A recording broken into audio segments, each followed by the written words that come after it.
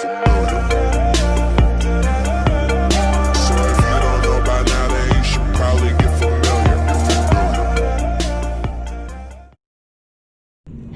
Hello, bong bóng ở đây chụp nên khi mà đầu tiên hai rồi nick trong vừa đầm nà cầm san tới kiểu đôm mà đầu tiên còn tay tới lần nick cứ khâu pi chân lại được môn tin luôn cứ sập bài tin sự của sa trong đăng than nơi tin luôn miền vậy class tạm ta tiếng ở đây chúng mình được không nha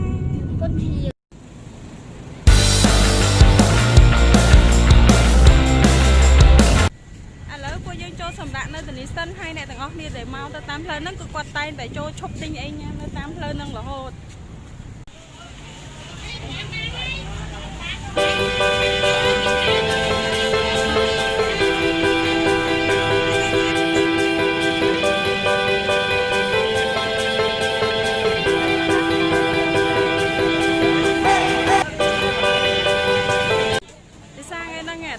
ngay cho sầm rạ nó bên trắng mà được ra mình tên mà nó miêu tên như ấy vô từ nhà mình làm được không mình làm được không cha được ra mình tên đi con cái ăn để chia chùm nồi trên là vật nhung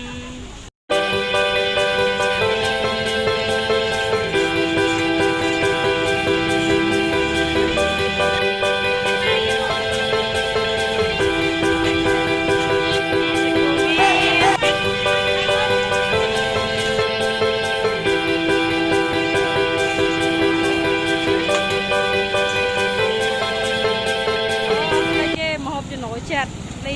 hà ở mặt tinh đi hà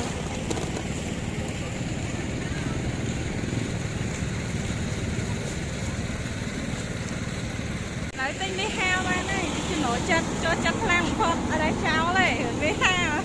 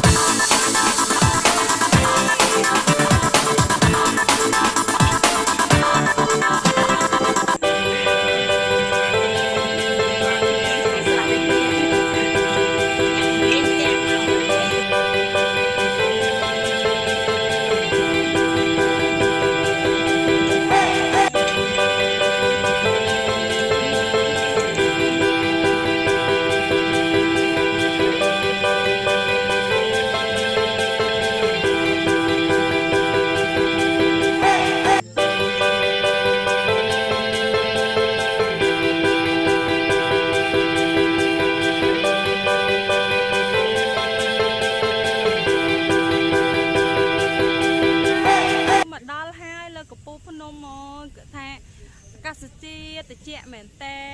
นไทยหรือชนะเหม็นเต้นจะมาทอดในที่นี้ต่อสะอาดเหม็นเต้นคิ้ว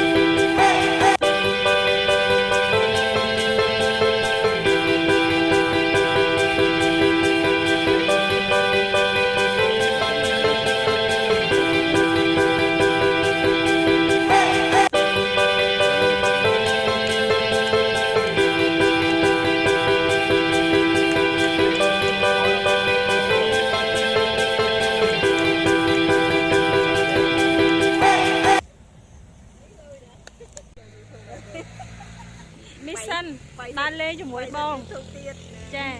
ឥឡូវរៀបចំចេញត្រឡប់ទៅវិញហើយគាត់មកថតទេមកចត់ខាងលើ គាត់មកមើលទៅទៀតទេណា អានឹងបងប្រុសមួយទៀតរកសង្ហាសង្ហាដោយសារក្បាស់ពោះបើដំណើរកំសាន្តរបស់ខ្ញុំឬក៏ការនិយាយស្ដីទៅធ្វើឲ្យមានការមិនពេញចិត្តឬក៏លលួឬក៏ខ្វះខាតអីសូមមេត្តាខន្តីអភ័យទោសហើយទទួលរាល់ការខមមិនរបស់បងប្អូនអរគុណដំណើរកំសាន្តមករីរំរបស់យើងត្រូវបានបញ្ចប់ឥឡូវល្ងាចហើយដល់ម៉ោងត្រឡប់ទៅផ្ទះវិញហើយបើសិនបើចូលចិត្តវីដេអូរបស់ខ្ញុំ please like and subscribe my channel អូខេអរគុណបាយបាយ